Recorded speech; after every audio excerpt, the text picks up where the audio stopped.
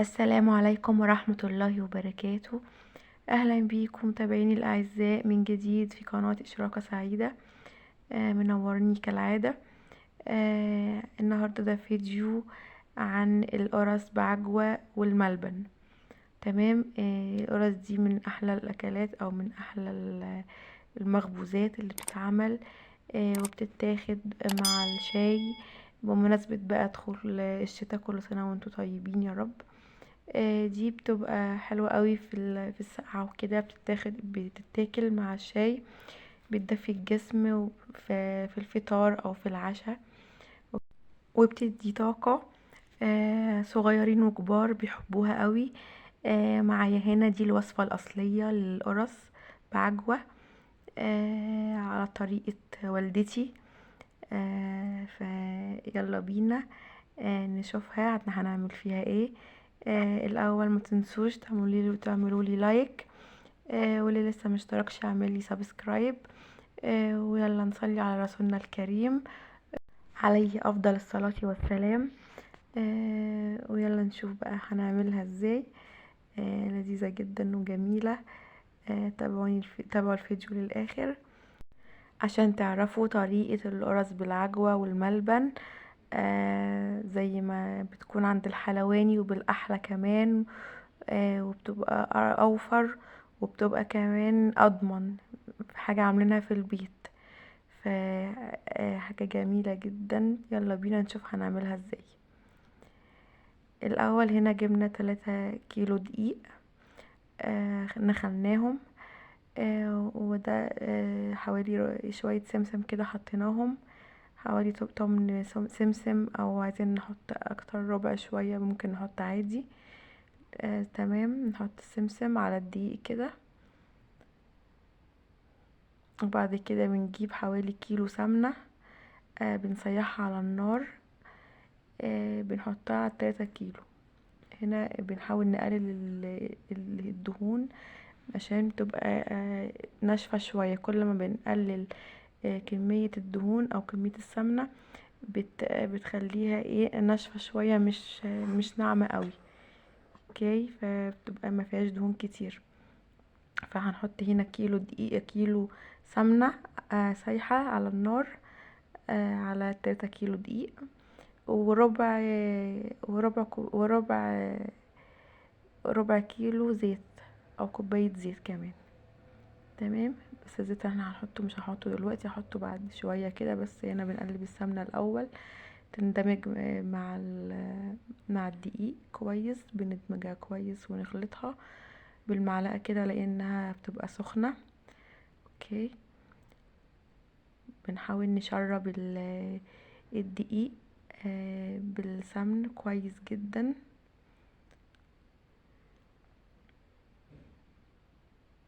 زي ما انتوا شايفين كده. دي الطريقة الصحيحة اللي هي بتبقى القرص بعجوة.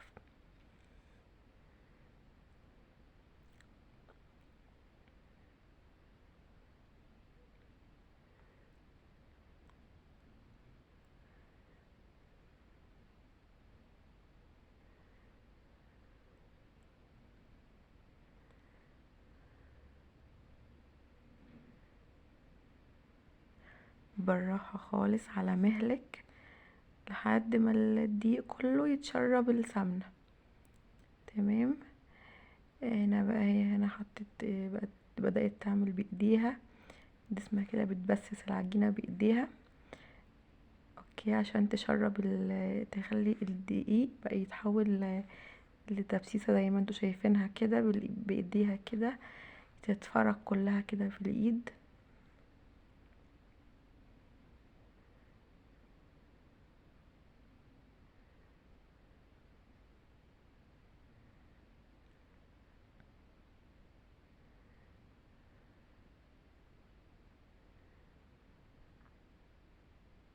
الدقيق ده بنجيبه على اساس بنجيبه دقيق مخبوزات.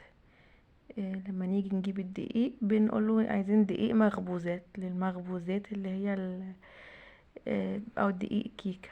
اوكي.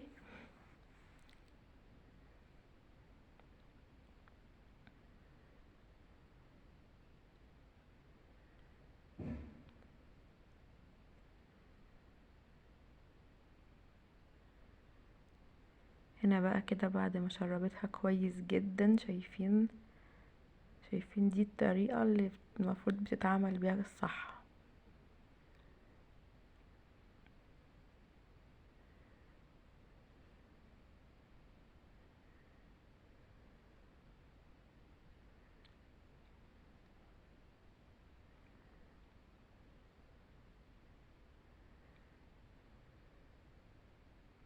هنا بقى بدأت تنزل بحوالي كوباية زيت. تمام، يعني محطتش كيلو وربع سمنة كلهم، خلت الربع بقى كيلو سمنة بس والربع زيت. يعني حطيت حوالي كوباية زيت او ربع زيت.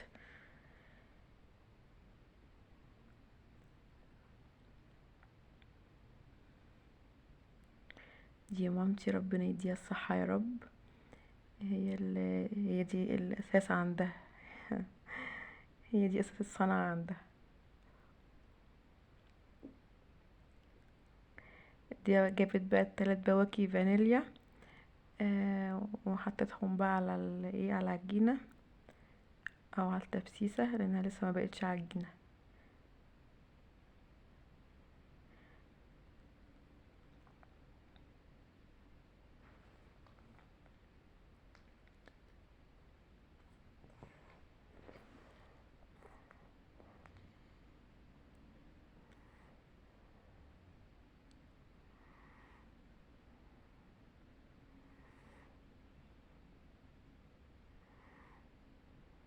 هنا بقى جابت حوالي كيلو لبن ونزلت عليهم بكوباية سكر وقلبتهم كويس جدا، او عندنا سكر بودرة يكون افضل، يا اما سكر عادي. تمام، بنقلبهم كويس في اللبن. طبعا ده كيلو لبن، يا اما بنحط نص لبن ونص مية. تمام، ونبدأ بقى نسقي بيه العجينة كده عشان تتعجن باللبن.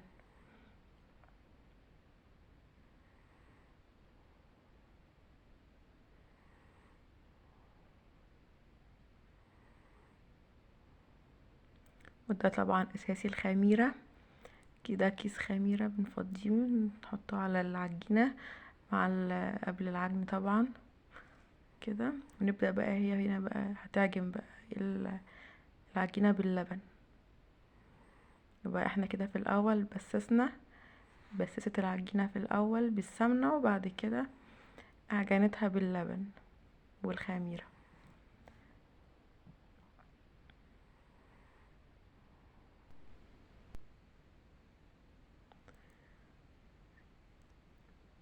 هنا بقى بعد ما عجنتها كويس وخدمتها، بقت لحد ما بقت كده اهو بالمنظر دوت. تمام، شايفينها بقت عاملة ازاي. بنسيبها بقى ترتاح حوالي ساعة او نص ساعة يعني. دي بقى جابت الملبن ونزلت عليه بحوالي 3 معالق جوز هند، وحوالي 3 معالق سمنة. تمام، وكده وهتبدأ بقى تعجنهم كويس.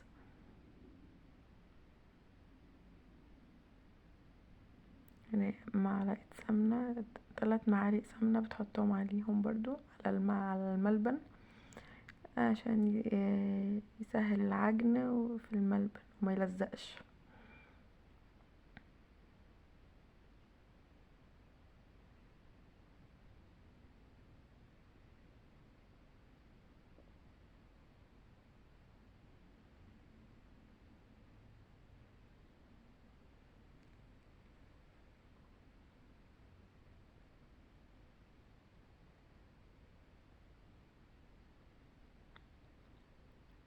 كده عجنت بس، دمجت المكونات مع بعض كده. اوكي، ونسيبهم. ودي برضو العجوة بتاعتنا اللي هنعمل بيها. هنا بقى بناخد بقى بعد ساعة كده والعجينة ارتاحت، بنبدأ ناخد حتة عجينة كده ونخدمها كويس جدا. لازم العجينة اهم حاجة انها نخدمها بايدينا كده زي ما انتوا شايفين عشان ما تفتحش معانا لما نيجي نشكلها. ونبدأ بناخد بقى حتة منها كده ونكورها ونبدأ نحشيها بالعجوة او الملبن.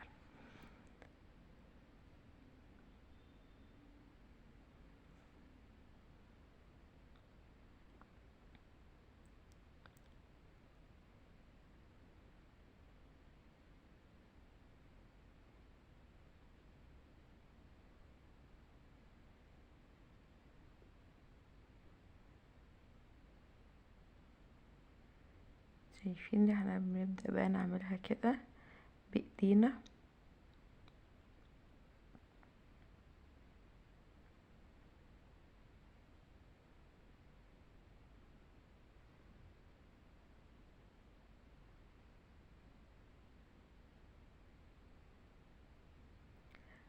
بناخد قطعة من العجوة بنحطها فيها كده وبنقفلها وندورها كده. تمام. ونبططها بقى كده نفردها بالعجوة فالعجوة تتفرد بجواها مع العجينة بالظبط كده. ونفس الكلام مع الملبن، بنعمل الملبن بنفس الطريقة ونديلها نغزتين كده بالشوكة.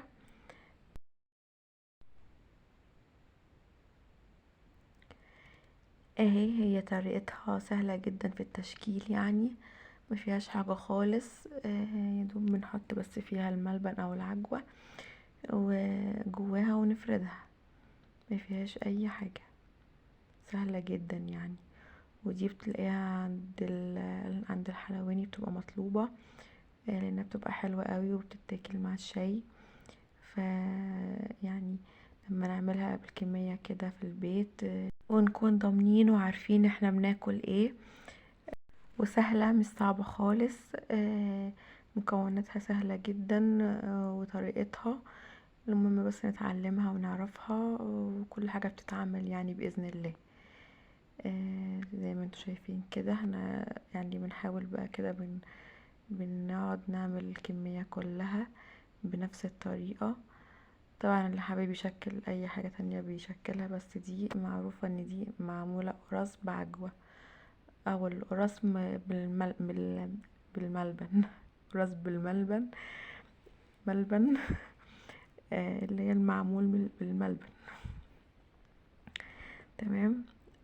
انا هنا آه صورت العجوة بس الملبن ما تصورش، فهو يعني بيتعمل بنفس الطريقة. تمام. بيت جواها كده اهم حاجة بنحطه جواها وبنكورها وبنفردها، بيتفرد بيها بالعجينة. تمام. وبعد كده طبعا بنرص بقى في الصواني.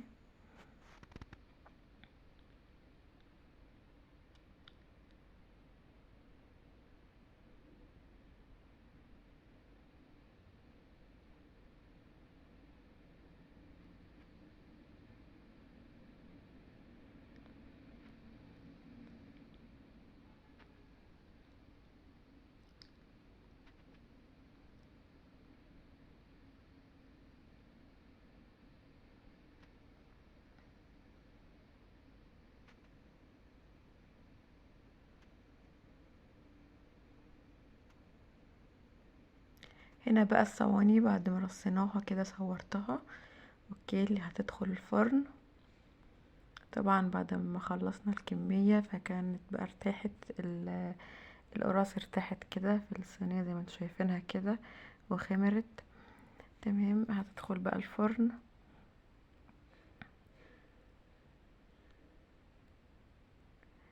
على درجة حرارة هادية مش عالية. تمام. عشان تستوي كويس من جوه قبل بره.